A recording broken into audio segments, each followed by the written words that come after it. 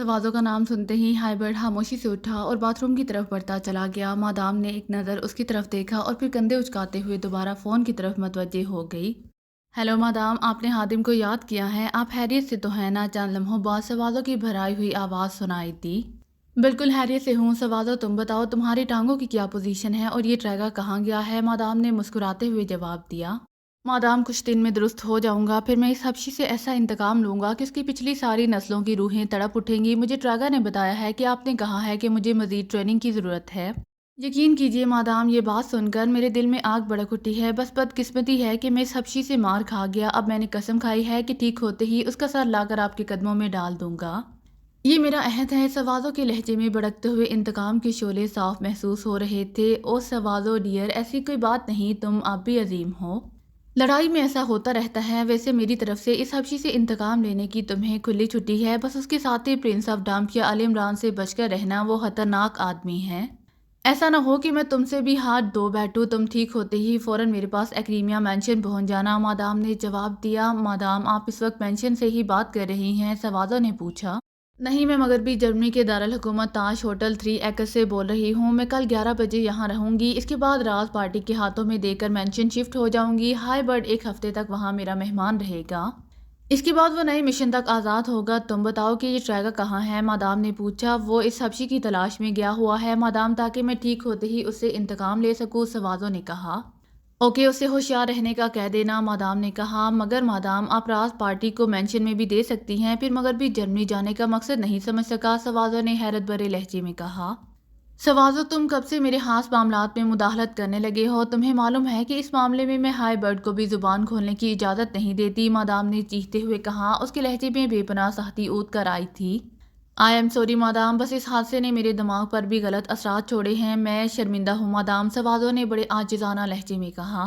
ओ, ऐसी कोई बात नहीं है। अब तुमने पूछ ही लिया है तो बता देती हूँ। मैं पार्टी से मजीद रकम हासिल करना चाहती थी। एक्रीमिया में उनकी हुकूमत है, गो हाथ मेरे भी लंबे हैं, लेकिन फिर भी वहाँ की सुपर सीक्रेट सर्विस है, कुछ भी हो सकता है। इसीलिए मैंने मगरबी जर्मनी में बैठकर बात की और मैं कामयाब रही। वो 50 लाख डॉलर मजीद देने पर तैयार हो गए हैं।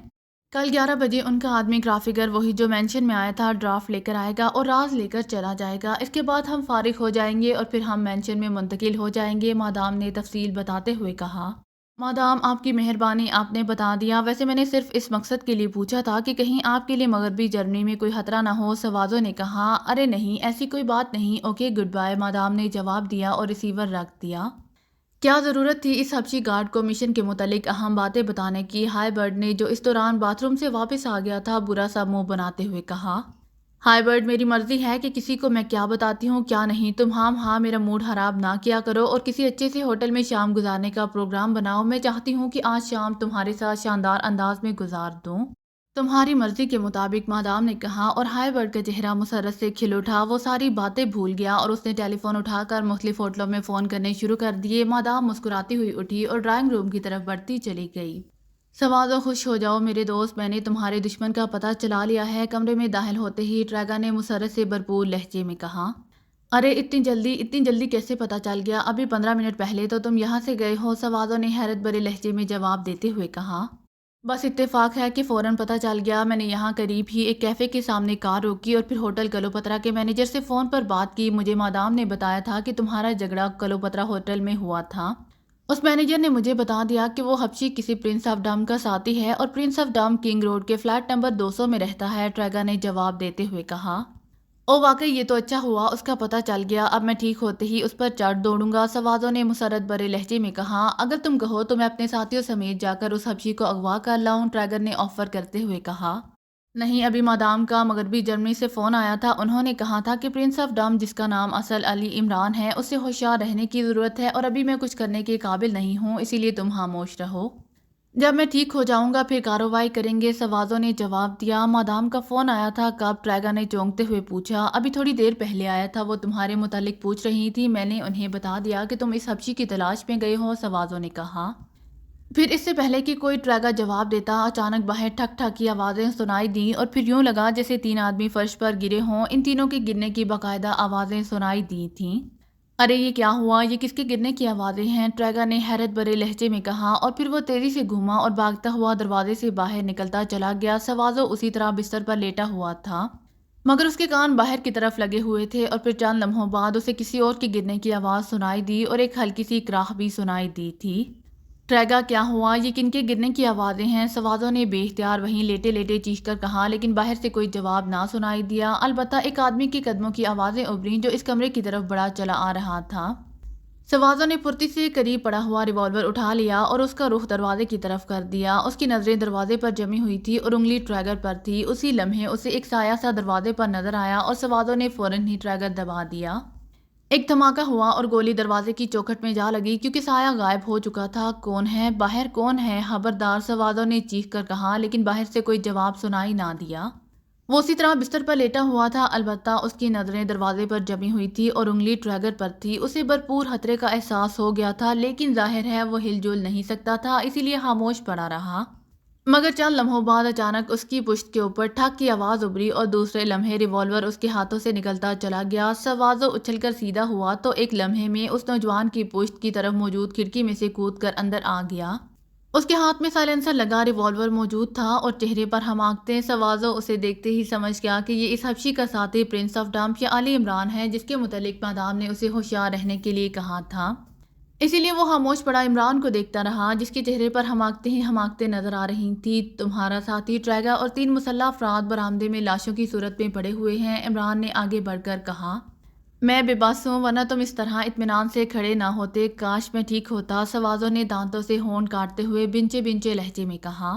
میں تمہاری بے بسی جانتا ہوں اور یقین کرو میں بے بس آدمی پر ہاتھ اٹھانا سخت ترین بہادری اور بزدلی سمجھتا ہوں، اور یہ بھی بتا دوں کہ میں سخت بزدل آدمی ہوں۔ بہرحال میرے یہاں آنے کا مقصد صرف چند معلومات حاصل کرنی ہے، اگر تم بتا دو تو تمہاری مہربانی ہے، عمران نے اسپاٹ لہجے میں کہا۔ میں مر سکتا ہوں، کچھ بتا نہیں سکتا، تمہارا جو جی چاہے کر لو، میرا قیمہ بنا ڈالو، مگر میری زبان بند ہی رہے گی، سوازو نے بڑے مضبوط لہجے میں جواب دیتے ہوئے کہا۔ ارے مجھے حبشیوں کا کالا قیمہ قطعاً پسند نہیں ہے، اس قیمے سے بنے ہوئے کوفتے بھی کالے ہوتے ہیں اور مجھے کوفتے بے پناہ پسند ہونے کے باوجود کالے کوفتے قطعاً پسند نہیں ہیں، عمران نے مسکراتے ہوئے کہا۔ کاش میں ٹھیک ہوتا تو تم اس طرح باتیں کرنے کے قابل نہ ہوتے، سوازو نے بنچے بنچے لہجے میں کہا۔ ہو سکتا ہے تمہاری یہ حسرت بھی پوری ہو جائے، بہرحال میرے پاس زیادہ وقت نہیں ہے، تو مجھے صرف اتنا بتا دو کہ مادام ٹیلر اور ہائی برڈ اس وقت کہاں مل سکتے ہیں، عمران نے کہا۔ مادام ٹیلر اور ہائی برڈ یہ کون لوگ ہیں؟ میں تو انہیں نہیں جانتا، سوازو نے جواب دیا۔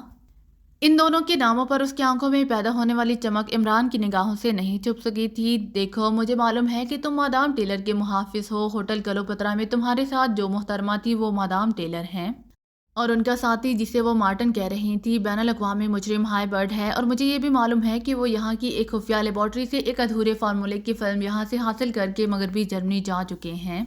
وہ جس پرواز سے گئے ہیں وہ ابھی یہاں سے تھوڑی دیر پہلے ہی مغربی جرمنی پہنچی ہوگی، تمہیں وہ یہاں اسی لیے چھوڑ گئے ہیں کہ تم ٹھیک ہو جاؤ تو واپس پہنچ جاؤ، عمران نے تفصیل بتاتے ہوئے کہا۔ تم جو کچھ کہہ رہے ہو مجھے اس سلسلے میں کچھ بھی نہیں معلوم، اور اگر معلوم بھی ہے تو تم مجھ سے نہیں اگلوا سکتے، سوازو نے مضبوط لہجے میں جواب دیتے ہوئے کہا۔ عمران اس کی ٹائپ کو اچھی طرح جانتا تھا کہ ایسے آدمی مر تو سکتے ہیں لیکن اپنی مرضی کے علاوہ کچھ نہیں بتا سکتے، ہر قسم کا تشدد ان کے لیے بیکار ثابت ہوتا ہے، اسی لیے انہیں نفسیاتی طور پر ہی ڈیل کیا جا سکتا ہے۔ سنو سوازو، مجھے معلوم ہے کہ تم جوانہ سے انتقام لینے کے لیے بری طرح تڑپ رہے ہوگے، عمران نے چند لمحوں کے بعد کہا۔ ہاں میری یہ سب سے بڑی حسرت ہے کہ میں ٹھیک ہوتے ہی اس حبشی سے اپنی بے عزتی کا بھرپور انتقام لوں، سوازو نے جواب دیا۔ تمہاری یہ حسرت پوری ہو سکتی ہے، تمہاری دونوں ٹانگوں کی ہڈیاں ٹوٹ چکی ہیں اور ان پر پلستر چڑھا ہوا ہے، ان کو ٹھیک ہونے میں بھی کم از کم 10 روز چاہیے، مگر میرے پاس ایک ایسی دوا ہے جس سے تم آدھے گھنٹے بعد آسانی سے چل پھر سکو گے، اس کے بعد تمہیں مکمل آزادی ہوگی کہ تم جوانہ سے کھلے طور پر لڑ سکو، اگر تم اسے شکست دے سکو تو مجھے بے حد خوشی ہوگی کیونکہ وہ میرے لیے بوجھ بنا ہوا ہے، ہاں 20 بوتلیں شراب کی ضرب پڑ رہی ہے، عمران نے بڑے پرخلوص لہجے میں کہا۔ کیا تم سچ کہہ رہے ہو؟ کیا تمہارے پاس ایسی دوا ہے؟ سوازو نے یقین نہ آنے والے لہجے میں کہا۔ تم تجربہ کر سکتے ہو، کہو تو میں تمہاری ایک ٹانگ ٹھیک کر دوں، عمران نے کہا۔ اگر تم ایسا کر دو تو میں تمہیں سب کچھ سچ بتا دوں گا، سوازو نے جواب دیتے ہوئے کہا۔ پکا وعدہ مردوں والا، عمران نے کہا۔ بالکل پکا، اگر تم سچے ہو تو میں بھی سچ بولوں گا، سوازو نے جواب دیا، اور عمران اس کی آنکھوں کو دیکھ کر یہ سمجھ گیا کہ سوازو واقعی سچ بول رہا ہے۔ ویسے بھی وہ ایسے لوگوں کی نفسیات اچھی طرح سمجھتا تھا کہ انتقام لینے کے چکر میں یہ دشمن کو بھی سینے سے لگا لیتے ہیں۔ اوکے، عمران نے کہا، اور پھر وہ قریب پڑے ہوئے ٹیلی فون کی طرف بڑھتا چلا گیا۔ اس نے ریسیور اٹھایا اور نمبر گھمانے شروع کر دیے۔ یس جوزف اسپیکنگ۔ رابطہ قائم ہوتے ہی دوسری طرف سے جوزف کی آواز سنائی دی۔ عمران بول رہا ہوں، جوانا کہاں ہے؟ عمران نے سنجیدہ لہجے میں کہا۔ او باس، وہ موجود ہے، جوزف نے کہا۔ اچھا ایسا کرو، ایمرجنسی میڈیکل باکس سے سبز رنگ کے 2 انجیکشن نکال کر ایک سرنج سمیت اسے دے دو اور اسے کہو کہ وہ چیزیں یہ لے کر فوراً گلشن کالونی کوٹھی نمبر 105 پر پہنچ جائے۔ زیادہ سے زیادہ 10 منٹ میں، عمران نے اسے ہدایات دیتے ہوئے کہا۔ بہتر باس، دوسری طرف سے جوزف نے جواب دیتے ہوئے کہا، اور عمران نے ریسیور رکھ دیا۔ لو، تمہاری دوا اور تمہارا دشمن بھی دونوں آ رہے ہیں، اب تم ذہنی طور پر اپنا انتقام لینے کے لیے تیار ہو جاؤ۔ عمران نے مسکراتے ہوئے کہا۔ میں تیار ہوں، سوازو نے مسکراتے ہوئے کہا۔ اچھا، میں کوٹھی کے پھاٹک پر جا رہا ہوں جوانا کو لینے کے لیے، عمران نے سر ہلاتے ہوئے کہا، اور پھر وہ تیزی سے قدم اٹھاتا ہوا دروازے سے نکلا اور سیدھا پھاٹک کی طرف بڑھتا چلا گیا۔ پھاٹک کی چھوٹی کھڑکی کھول کر وہ باہر نکلا اور اطمینان سے کھڑا ہو گیا۔ چند لمحوں بعد اسے جوانا کی کار تیزی سے کوٹھی کی طرف بڑھتی ہوئی نظر آئی۔ جوانا اسٹیئرنگ پر موجود تھا۔ جیسے ہی کار پھاٹک کے قریب پہنچی، عمران نے ہاتھ اٹھا کر اسے روکا۔ ٹھہرو، میں پھاٹک کھولتا ہوں، عمران نے کہا، اور پھر کھڑکی سے واپس اندر آیا اور اس نے پھاٹک کھول دیا۔ جوانا، کار اندر پورچ میں لے چلو، عمران نے کہا، اور جوانا سر ہلاتا ہوا کار پورچ میں لے جاتا گیا۔ پورچ میں کار رکتے ہی جوانا نیچے اترا اور پھر برآمدے میں پڑی ہوئی لاشیں دیکھ کر بری طرح چونک پڑا۔ فکر نہ کرو، یہ لاشیں ہیں، تمہارا کچھ نہیں بگاڑ سکتی، البتہ اندر کمرے میں تمہارا دشمن تمہارے انتظار میں موجود ہے، عمران نے مسکراتے ہوئے کہا۔ دشمن؟ جوانا نے چونکتے ہوئے کہا۔ اس کی لہجے میں حیرت تھی۔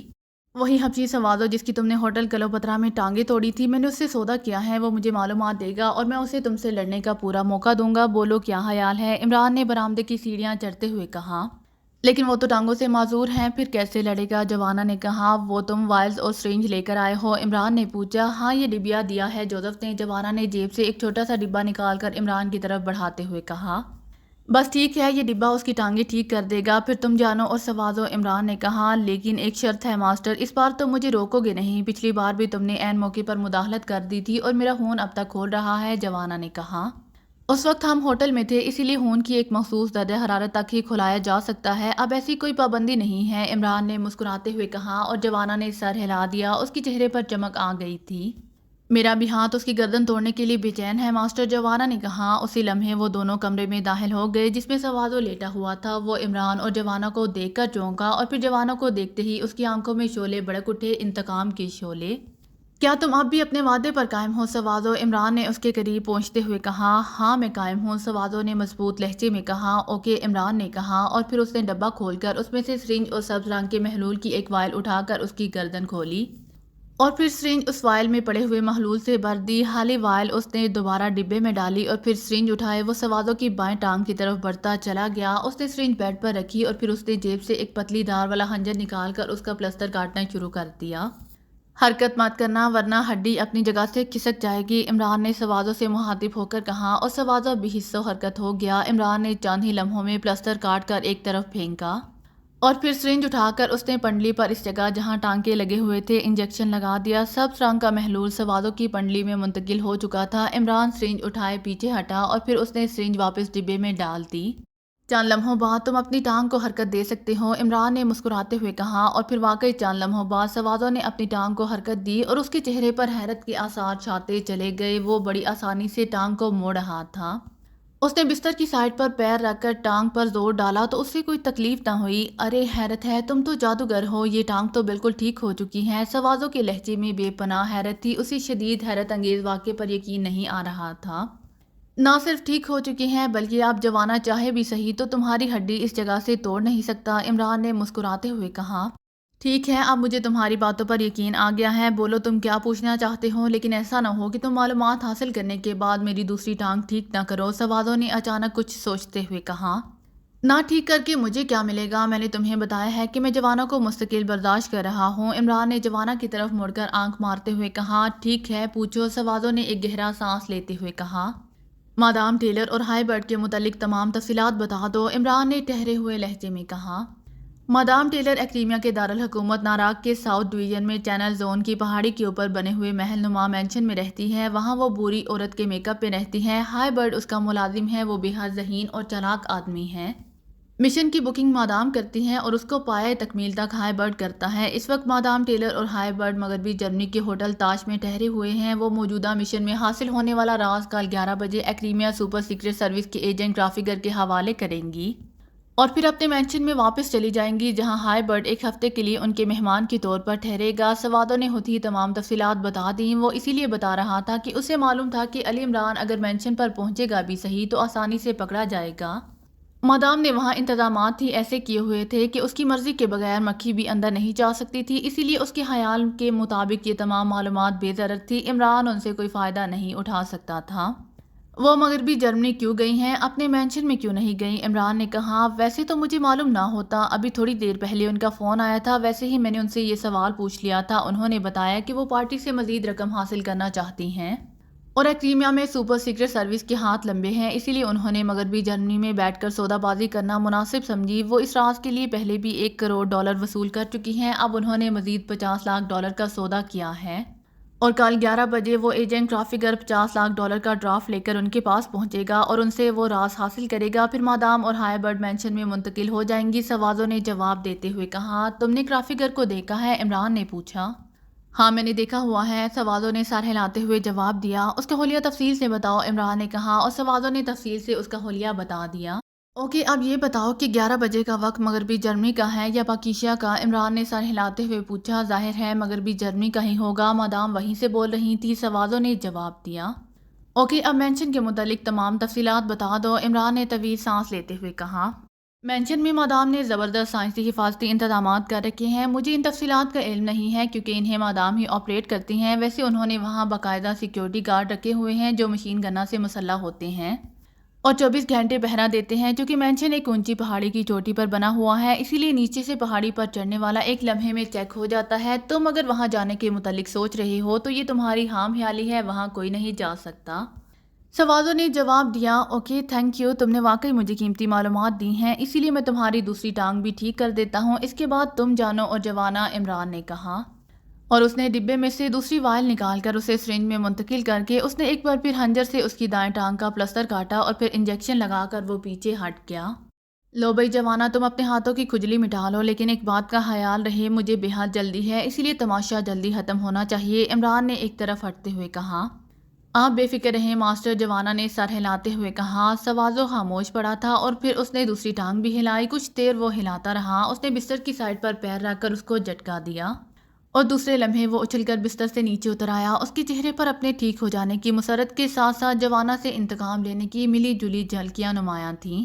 اچھی طرح ٹھیک ہو جاؤ تاکہ تمہیں پھر کوئی حسرت رکھنے کا موقع نہیں ملے گا، جوانا نے مسکراتے ہوئے کہا اور سوادو خاموشی سے کمرے میں دوڑتا رہا۔ وہ بستر پر پڑے پڑے مفلوج سا ہو گیا تھا اور اب بھاگ کر اپنے جسم کو فٹ کرنے میں مصروف تھا، جبکہ عمران اور جوانا دونوں ایک طرف کھڑے ہوئے اسے دلچسپ نظروں سے دیکھ رہے تھے۔ میرا خیال باہر کھلی جگہ پر چلے چلیں تاکہ کوئی رکاوٹ نہ ہو، جوانا نے ادھر ادھر دیکھتے ہوئے کہا۔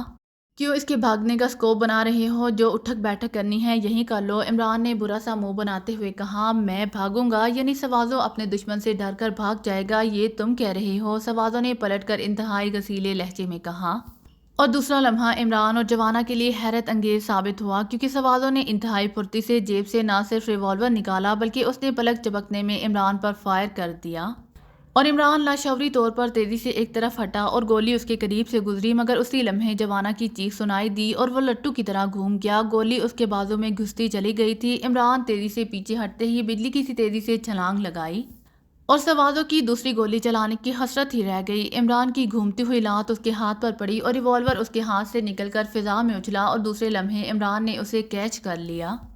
سوادو ہاتھ سے ریوالور نکلتے ہی تیزی سے جھکا اور پھر کمرے کے درمیان میں رکھا ہوا بیڈ اس کے ہاتھوں پر اٹھتا ہوا جوانا اور عمران دونوں سے پوری قوت سے ٹکرایا اور وہ دونوں بیڈ کی اس اچانک ضرب سے فرش پر ڈھیر ہو گئے۔